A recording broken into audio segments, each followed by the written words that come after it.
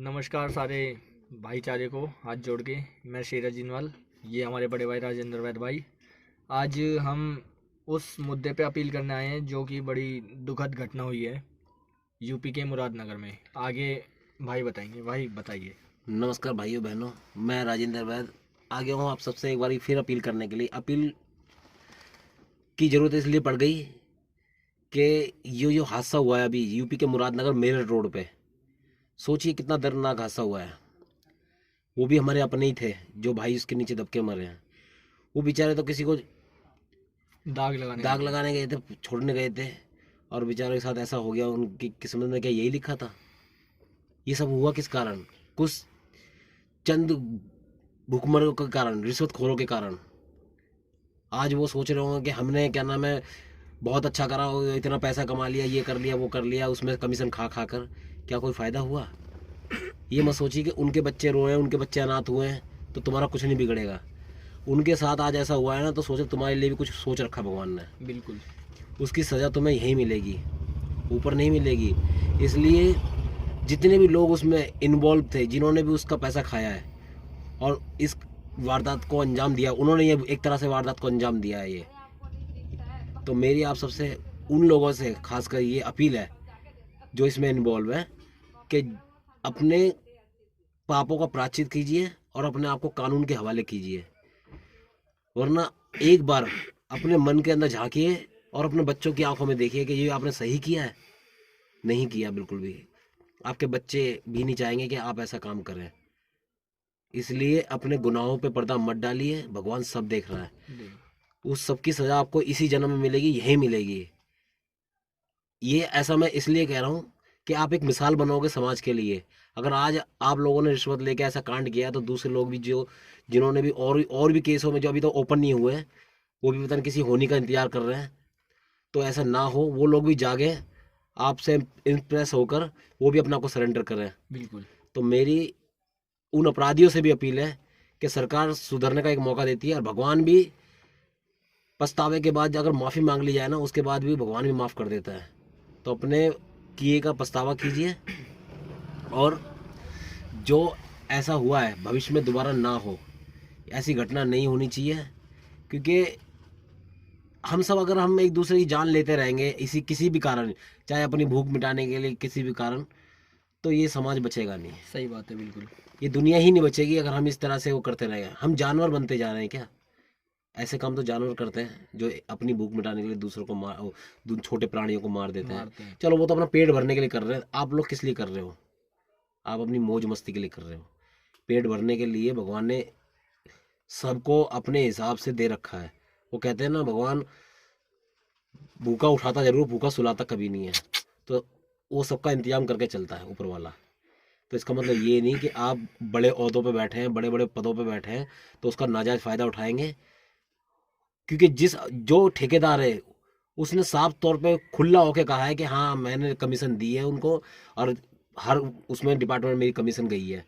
तो सोचिए, अगर उन कमीशन जिन्होंने कमीशन लिया है उनके बाल बच्चे अगर उस जगह पे खड़े होते और वो दब के मर रहे होते, तो भी उस पैसे में मजा आता क्या? सोचिए। बनाओ एक बिल्डिंग और खड़ा करो उनको सबको वहीं, और रखो करोड़ों रुपए अपने हाथ में। वो पैसे तुम्हें अच्छे लगेंगे? तुम्हारे बच्चे अपने अच्छे लगेंगे उसके नीचे दब के मरने वाले? उस पैसे को बचाओगे या अपने बच्चों को बचाओगे? तो शर्म करनी चाहिए आप लोगों को। इस देश को बहुत सी पार्टियां, बहुत से लोग बहुत ऊपर ले जाना चाहते हैं। शायद हमसे भी अच्छी सोच वाले लोग बैठे हैं दुनिया में जो अच्छा सोचते हैं। सही बात वो है। लगे पड़े हैं देश को आगे बढ़ाए हुए। मैं ये नहीं कह रहा कि इस देश में से कभी क्राइम खत्म हो जाएगा, लेकिन क्राइम तो हमारी सोच में बसा पड़ा है। खत्म हो सकता है लेकिन हमारी सोच, हमें अपनी सोच बदलनी पड़ेगी। अगर हम सोच के हमें क्या लेना, हमें क्या लेना, सब यही सोचते रहेंगे ना, तो शायद दुनिया में कुछ नहीं बचेगा। हम सबको अपनी जिम्मेदारी उठानी चाहिए। कोई भी कंस्ट्रक्शन काम होता, कोई भी प्राइवेट सरकारी काम होता, किसी भी ऐसी कहीं भी, मैं मस्जिद में बोल रहा हूँ, कहीं किसी भी बोल रहा हूँ, कब्रिस्तान वगैरह में, तो एक आम आदमी को भी जाके पूछ लेना चाहिए कि भाई इसमें कितना क्या मिल रहा क्या नहीं मिला। वो एक बार को डरेगा। सही बात है। वो ठेकेदार जो वहाँ काम कर रहा है वो डरेगा एक बार को, क्योंकि आप पब्लिक हो, ये आपके पैसों से काम हो रहा है। अगर आप इसमें इन्वॉल्व नहीं होगे ना, माफ़ी चाहते हैं, हाथ जोड़ के। कॉल आ गई थी बीच में। तो देखिए भाई साहब, भाइयों, हम सब आपसे सिर्फ इतनी हाथ जोड़ के अपील कर रहे हैं कि जो भी सरकारी या प्राइवेट कहीं भी काम हो रहा है, ठेकेदार ले रहा हो, नाली बन रही हो, कुछ भी बन रहा हो, उसमें ज़रूर पूछताछ कीजिए, क्योंकि आपको अधिकार बनता है आपका वो देखने का। आप जान सकते हो कि भाई आप उस मोहल्ले में रहते हो कि आपके यहाँ क्या हो रहा है, कच्ची सड़क बन रही है, पक्की सड़क बन रही है, आप लोग सवाल नहीं उठाओगे, ये ठेकेदार ऐसे ही लूटते रहेंगे लूटते आपको। रहेंगे, सही बात है। ये आपका फायदा उठाते रहेंगे, चुप रहने का। चुप मत रहिए, आवाज उठाइए और बोलिए कि भाई तू कितना सीमेंट मिला रहा, कितना बदरपुर मिला, कितना ले रहा और कहाँ से कहाँ तक बना रहा है, कितना कितना कर रहा है, ये सारी जानकारी लीजिए। अगर नहीं है तो आईआईटी डालिए। देखो कानून हमारी सरकार ने, हमारे देश ने हमें संविधान दे रखा है इतना अच्छा, आप उसके खिलाफ आईआईटी डाल दीजिए। आजकल तो कोर्ट ने 10 रुपये में डलता है वो, बताओ।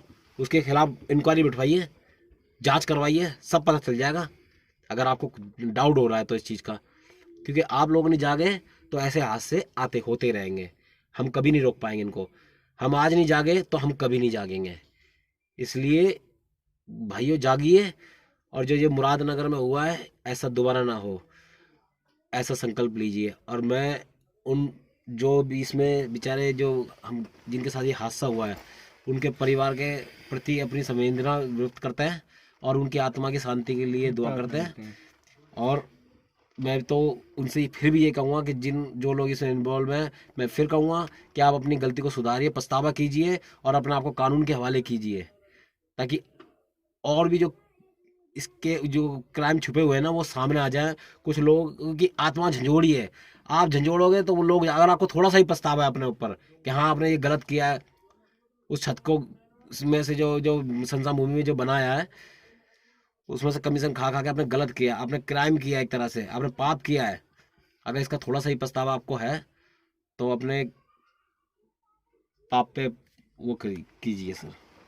इसी के साथ हम अपनी बात खत्म करते हैं। मैं राजेंद्र वैद्य, जय हिंद जय भारत। जय हिंद जय भारत। और उन भाइयों को जिनकी मृत्यु हुई है, भगवान उनकी आत्मा को शांति दे, उनके परिवार को यह दुख सहने की हिम्मत दे। चलिए, जय हिंद जय भारत।